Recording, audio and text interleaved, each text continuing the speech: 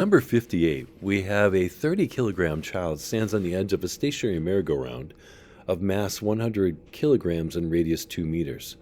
The rotational inertia of the merry-go-round around its rotational axis is 150 kilogram meters squared.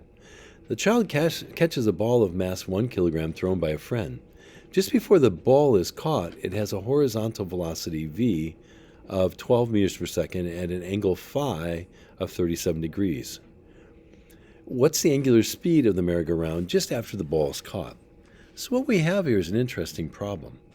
So this thing is going to be spinning this direction after the ball is caught, and we need to figure out omega. And you might have guessed already, this is a conservation of angular momentum problem. But what kind of angular momentum does the ball have before the child catches it? Well, it's going to be that MVR perpendicular or MVR sine theta. Or, again, you can just do it as R cross or MV or R cross momentum. I'm going to leave it this form just to make it easier to see. Afterwards, we're dealing with just the rotating platform and child. That's going to be I omega. Remember, these are both forms of angular momentum. So in this case, it's going to be beforehand. This is going to be afterwards. The problem is we need to figure out what the rotational inertia is of the system after the child catches the ball. To do that, please remember it's going to be the rotational inertia of the merry-go-round, I called it MGR, plus the angular momentum of the child. Now the child has got the ball here, it's 1 kilogram, and the child itself is 30 kilograms. That's just a point mass that's 2 meters away from the center, the radius of the disk. And so we can quickly solve this. Again, this just is given to us as 150 right over here. And the child with the ball is going to be 31 kilograms, a distance of 2 meters away from the center. Solving that gives us 274 kilogram meters squared. I forgot to put units on here, but forgive me on that.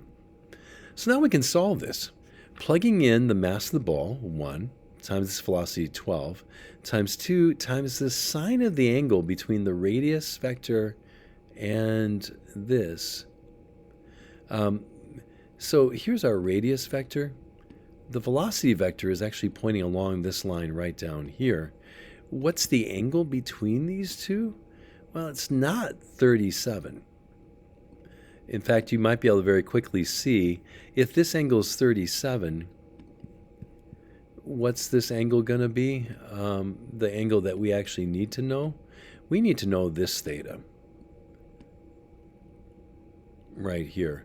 And it's going to be the complementary angle, or 53 degrees down here, equals I, which is 274 kilogram meters squared times omega. So now we can actually solve this. Just doing a little bit of number crunching, that side's 19.2, dividing both sides by 274, we get omega is 0.0700 radians per second squared. Hopefully that makes sense. Good luck.